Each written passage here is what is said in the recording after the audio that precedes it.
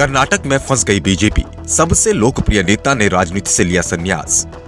कर्नाटक के पूर्व सीएम ने विधानसभा में दे दी फेयरवेल स्पीच। कर्नाटक में 1 महीने बाद ही चुनाव का ऐलान, लेकिन बीजेपी को पहले ही लगा झटका। विधानसभा चुनाव से पहले कर्नाटक बीजेपी को जबरदस्त झटका लगा है।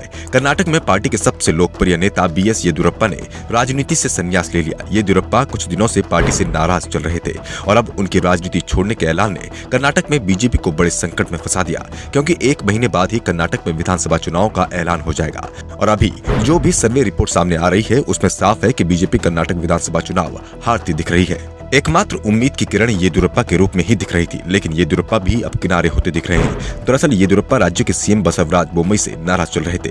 येदियुरप्पा की नाराजगी के चलते ही बसवराज मंत्रिमंडल का विस्तार नहीं कर पाए। राज्य में भी बसवराज की लोकप्रियता इस समय अपने सबसे निचले स्तर पर चल रही है। बीजेपी ये पहले ही तय कर चुकी थी कि वो चुनाव बसवराज के चेहरे पर नहीं लड़ेगी और चुनाव जीतने के बाद बसवराज को सीएम नहीं बनाएगी, ये भी तय माना जा रहा है। और चुनाव जीतना पहले ही मुश्किल माना जा रहा था। ऐसे में येदियुरप्पा का राजनीति से संन्यास लेना बीजेपी की मुश्किलों को और बढ़ा गया। कर्नाटक विधानसभा में जब येदियुरप्पा ने राजनीति छोड़ने का ऐलान किया तो विपक्ष के साथ ही सत्ता पक्ष के लोग भी चौंक गए। विधानसभा में अपने फेयरवेल स्पीच देते हुए येदियुरप्पा ने कहा, ये मेरी फेयरवेल स्पीच है, ये एक दुर्लभ पल है, क्योंकि अब मैं दोबारा चुनाव नहीं लड़ूंगा। मैं पहले ही कह चुका हूं कि अब मैं चुनाव नहीं लड़ूंगा, लेकिन पीएम मोदी और पार्टी ने मुझे जो सम्मान दिया उसके लिए मैं उनका जीवन भर आभारी रहूंगा। भावुक कर देने वाले अपने भाषण में उन्होंने कहा कि विपक्ष कहता है कि मुझे मुख्यमंत्री पद से बीजेपी हाईकमान ने हटाया गया था। ये गलत है। येदियुरप्पा को किसी ने मुख्यमंत्री पद से नहीं हटाया था। येदियुरप्पा ने अपनी उम्र और राज्य की बेहतरी के चलते ये फैसला लिया था।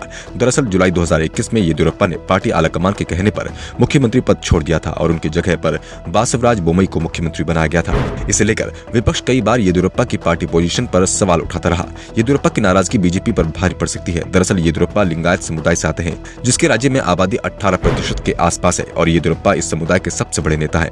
10 साल पहले जब येदियुरप्पा बीजेपी से अलग हो गए थे तो लिंगायत वोट भी बीजेपी से अलग हो गया था। ऐसे में अगर अब एक बार फिर येदियुरप्पा की नाराजगी के चलते लिंगायत वोट बीजेपी से अलग होता है तो पार्टी की जीत की संभावनाएं बेहद कम हो जाएंगी।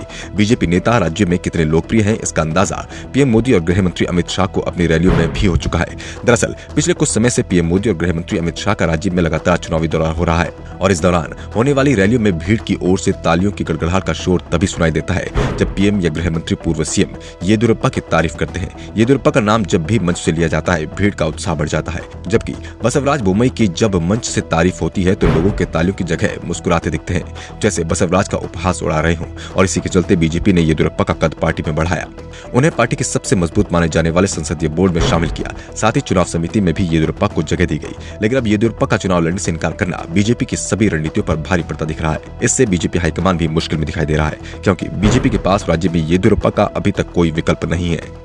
Bureau report, the Navdarpan news.